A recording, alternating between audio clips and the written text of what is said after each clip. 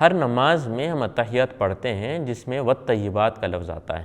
کیا ہم نے کبھی سوچا کہ الطیبات کے معنی کیا ہیں؟ اس کے کیا معنی ہیں کہ ساری اچھی باتیں صرف اللہ کے لیے ہیں؟ یہ روٹ ورڈ قرآن میں 50 مرتبہ آتا ہے۔ طیب کے معنی کسی چیز کے پاکیزہ اور حلال ہونے کے ہیں۔ نیز طیب اسے کہا جاتا ہے جسے انسان کے حواس یعنی سینسز بھی لذت یاب ہوں، انجوائے کریں، اور اس کا نفس بھی۔ طیب کا اپوزٹ خبیث ہے۔ ہر وہ چیز جو ناکارہ، خسیس اور غلیظ ہوتی ہے وہ خبیث ہے، اور وہ جو ان چیزوں سے پاک ہے وہ طیب ہے۔ اب سوال یہ ہے کہ کون ڈیسائیڈ کرے گا کہ طیب کیا ہے اور خبیث کیا ہے؟ خبائث کو آج نارملائز کیا جا رہا ہے، جیسا لوط علیہ السلام کی قوم کے تعامل الخبائث کو نارمل بتانے کی کوشش کی جا رہی ہے۔ رشوت لینے یا دینے کو نارمل سمجھنا، جھوٹ، اور ایسی ایک لمبی لسٹ بن سکتی ہے جس کو ہمارا سماج نارمل بنانے کی کوشش کر رہا ہے۔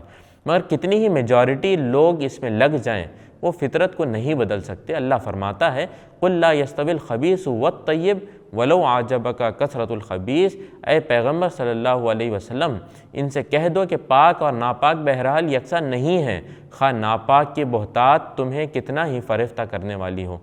اللہ تعالیٰ نے نبی صلی اللہ علیہ وسلم کے ذریعے طیب اور خبیث میں تمیز اور فرق کرنا سکھایا، اور ساری چیزیں جو طیب ہیں اس کو حلال کیا، اور وہ ساری چیزیں جو خبائث ہیں اس کو حرام ٹھہرایا۔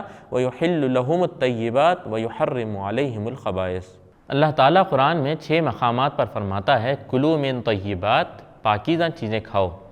پاکیزہ چیزیں کھانے کا مطلب اول تو یہ ہے کہ صرف وہی چیزیں کھائیں گے جو اللہ نے حلال کیے ہیں اور جس پر اللہ کا نام لیا گیا ہو۔ آگے بڑھتے ہوئے طیب کھانے کے معنی میں مناسب مقدار، وقت اور طریقہ بھی شامل ہے۔ کھانا کوئی الگ ایکٹیویٹی نہیں ہے بلکہ اس کا تعلق پورے مزاج سے بھی ہے، اسی لیے کھانے کے بعد کی دعا میں وَجَعَلْنَا مِنَ الْمُسْلِمِينَ بھی کہتے ہیں۔ یہ 6 مقامات پر جہاں اللہ نے پاک اور طیب چیزیں کھانے کے لیے کہا ہے، انہی آیتوں میں شکر گزار اور عبادت گزار بننے، عمل صالح اختیار کرنے اور ظلم و سرکشی سے باز رہنے کی تلقین بھی کی ہے۔ طیب کا ذکر قرآن میں ازواج اور اولاد کے لیے بھی آتا ہے۔ وَالطَّيِّبَاتُ لِلطَّيِّبِينَ وَالطَّيِّبُونَ لِلطَّيِّبَاتِ، پاکیزہ عورتیں پاکیزہ مردوں کے لیے ہیں اور پاکیزہ مرد پاکیزہ عورتوں کے لیے ہیں۔ اور دعا سکھائی گئی رب ہب لی من لدنک ذریۃ طیبہ، پروردگار اپنی قدرت سے مجھے نیک اولاد عطا کر، تو ہی دعا سننے والا ہے۔ یعنی رشتے کی تلاش میں طیب کا کرائیٹیریا رکھنا اور طیب بنانے کی تربیت کرنا چاہیے۔ انفاق کرتے وقت بھی اس بات کی تلقین کی گئی ہے کہ وہ طیب میں سے ہو۔ یا ایھا الذین آمنوا انفقوا من طیبات، ہمارے سارے اعمال بھی طیب ہونے چاہیے، کیونکہ اللہ کے پاس صرف وہی اعمال قابل قبول ہیں جو طیب اور پاک ہوں۔ رسول اللہ صلی اللہ علیہ وسلم نے فرمایا لا یصعد الی اللہ الا الطیب، اور ایک روایت میں فرمایا لا یقبل اللہ الا الطیب، اللہ کے پاس صرف پاک پہنچتا ہے اور صرف پاک قبول ہوتا ہے۔ ہم اپنے اعمال کا جائزہ لیں کہ وہ کتنے طیب ہیں، کیا نیت میں کوئی کھوٹ ہے، کیا ریا کی آمیزش ہے، کیا کاہلی، سستی اور ناگواری کے ساتھ ہم اعمال کرتے ہیں۔ نبی صلی اللہ علیہ وسلم نے فرمایا ان اللہ طیب لا یقبل الا طیبا، اللہ طیب ہے اور صرف طیب ہی کو قبول کرتا ہے۔ اسی حدیث میں آپ صلی اللہ علیہ وسلم نے ایک آدمی کا ذکر کیا جو لمبا سفر کرتا ہے، لمبے سفر کی وجہ سے اس کے بال پراگندہ اور غبار آلودہ ہیں، وہ اپنے دونوں ہاتھ آسمان کی طرف اٹھاتا ہے اور کہتا ہے یا ربی، اے میرے رب، اے میرے رب، جبکہ اس کا کھانا حرام، اس کا پینا حرام، اس کا پہنا ہوا حرام، اس کی پرورش بھی حرام مال کے ذریعے ہوئی، تو بھلا اس کی دعا کیسے قبول کی جائے؟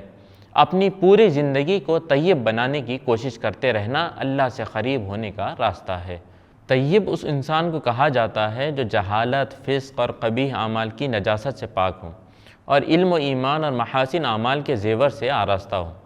اور جب یہ طیب لوگوں کی جانیں فرشتے نکالتے ہیں تو وہ ان کو سلام کرتے ہیں الذین تتوفاہم الملائکۃ طیبین یقولون سلام علیکم، اور جب فرشتہ جو جنت کے دروازوں پر ان کو ویلکم کرتا ہے کہے گا سلام علیکم طبتم فادخلوها خالدین، سلام ہو تم پر، بہت اچھے طیب رہے، داخل ہو جاؤ اس میں ہمیشہ کے لیے۔